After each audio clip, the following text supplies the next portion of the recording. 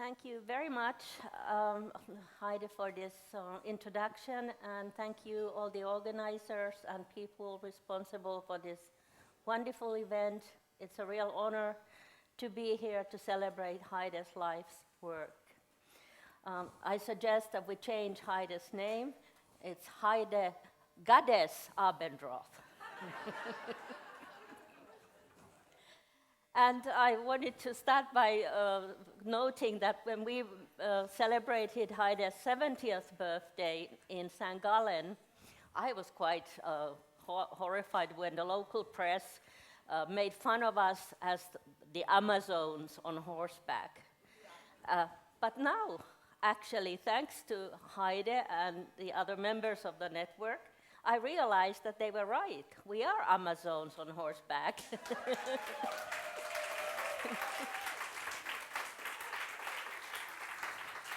And so in my talk, I want to talk about this Amazon identity. I also discovered, thanks to the modern matriarchal studies, that I'm a bear woman.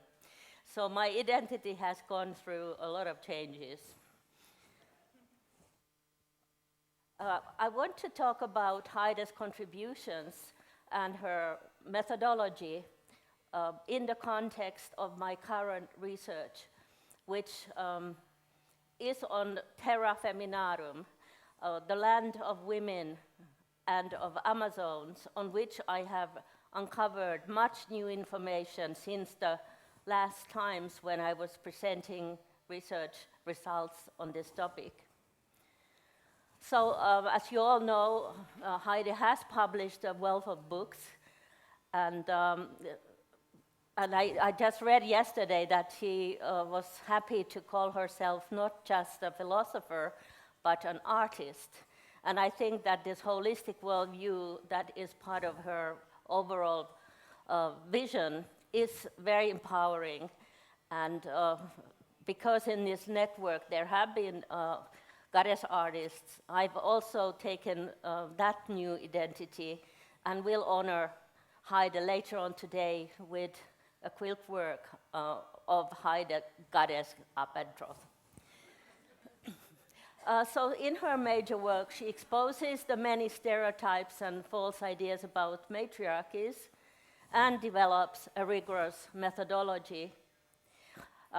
It was particularly the goddess and her heroes that impacted on my research, because when I was desperately trying to find traces of matriarchy in Finland, among the Sami and among Finno-Ugric peoples, I was looking in the wrong places.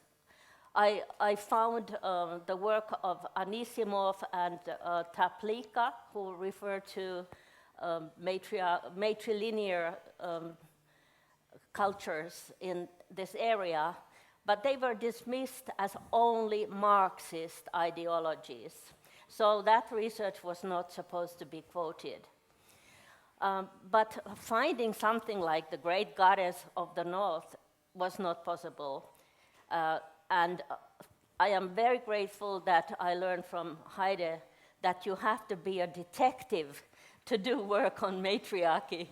You have to have a big mirror and look at the distortions in the archives.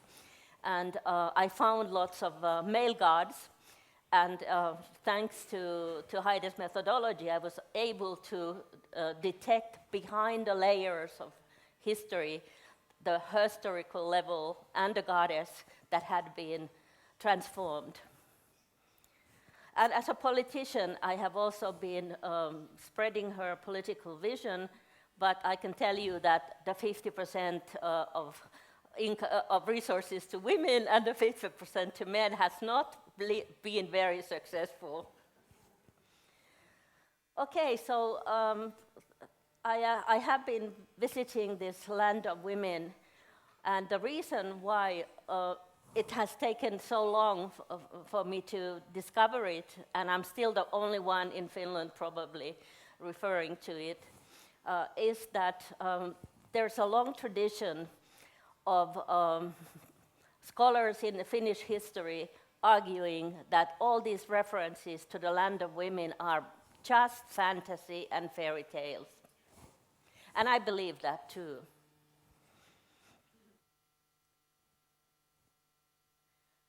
So here is a medieval map so that you can situate yourself.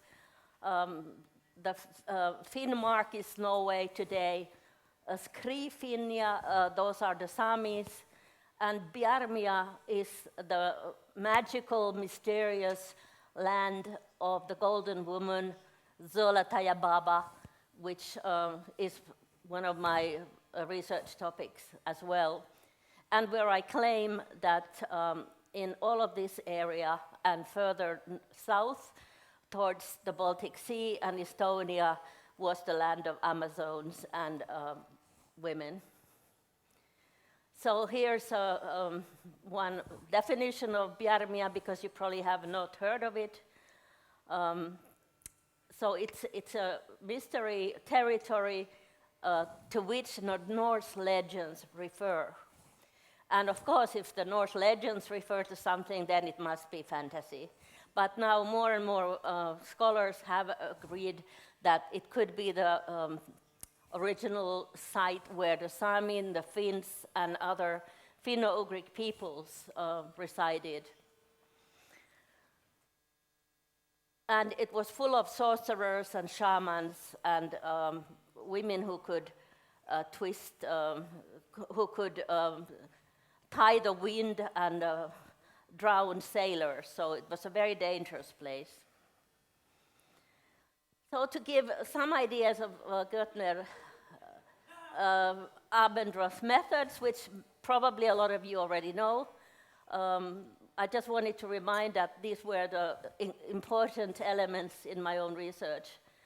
Her interdisciplinary ideological critical methodology exposing the biases of patriarchy, and then the concrete details of how the reversal of gender has affected the northern goddesses.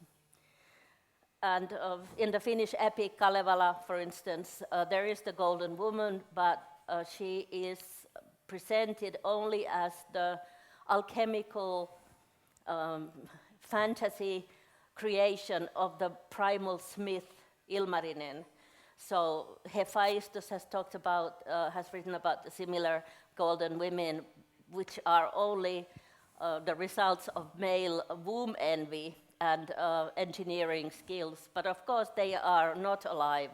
And I had no idea until about 20 years ago that the Golden Woman actually was a goddess and not just a male engineering fantasy.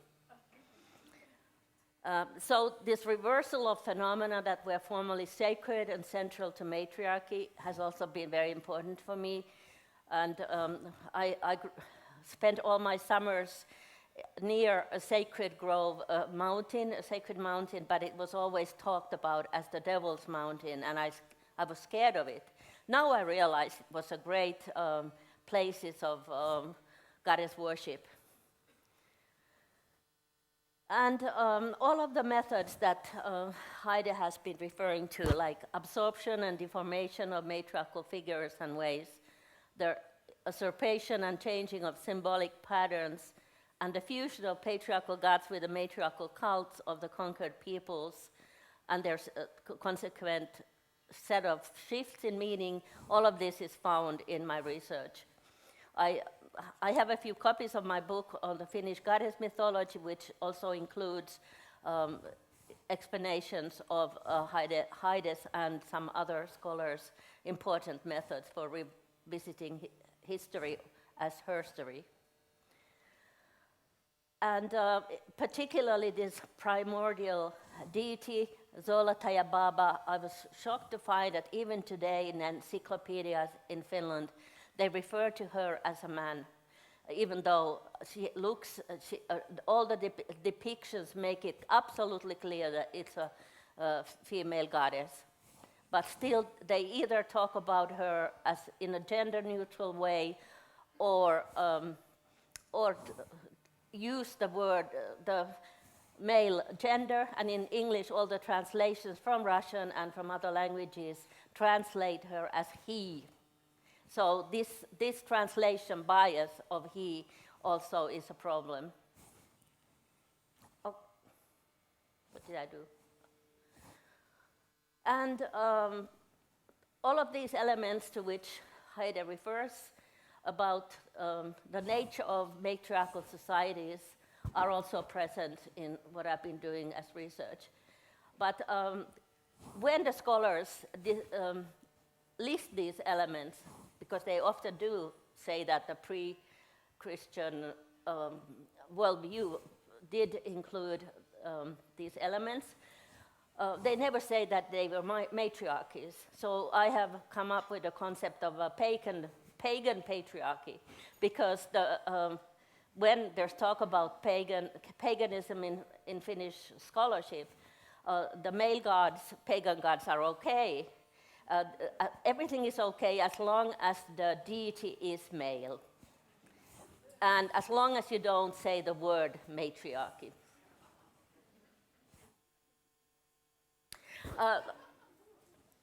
Heide has given a very detailed analysis of the different cultural, political, economic, and other levels and the criteria that need to be met to talk about matriarchy. But when we're going so far back in history, it's not possible to find all of the criteria, at least not for me, without research money and research network. But I have found much evidence of the cultural level, in other words, at the political level. So there's lots of evidence of Finno-Ugric shaman women preceding the male shamans, and the Amazon women also being shamans, until bisexual shamans pushed them out and took over the clothing of the women shamans. So then also very important for detecting the kvenland, the kvinna, in Swedish means woman, the woman land. One method is finding toponyms. There's lots of names with Louhi in northern Karelia, and they definitely suggest that such a matriarch was very powerful and was a historical person. But of course, in our epic Kalevala, she is just an evil witch of the north and just a fantasy figure. And also there are very interesting bits of information about shared cross-border goddesses in the north, from the Germanic Nertus to Freya, and Frau Holle, Hulda, Perchta, which is also a variant of the Golden Woman of Permia. Permia, or Bjarmia, this mystery land, was known for its riches, and it's the equivalent of the Iroquoian Plentyway. They were known for their rich harvests and other treasures, and the Vikings would travel there and try to seize this prosperous material that they were known for. And it's very interesting then to think that, of course, we didn't have nationalistic borders, and I don't talk about a Finnish goddess because I think that there was like a shared goddess figure across Scandinavia, Finland, Samiland, Permia, Ugric peoples. And we cannot talk about it as either Finnish or Ugrian only, even though there are different names. Luciana, can you hear me? Sorry. How much time do I have? I'm always worried about my 5 minutes. Good, not 10. Okay, so here, this is the most important reference You can to the look Terra Feminina. down. There must be something. Tacitus It's first like referred participants. to There are it 9 in participants. 98, Open that up.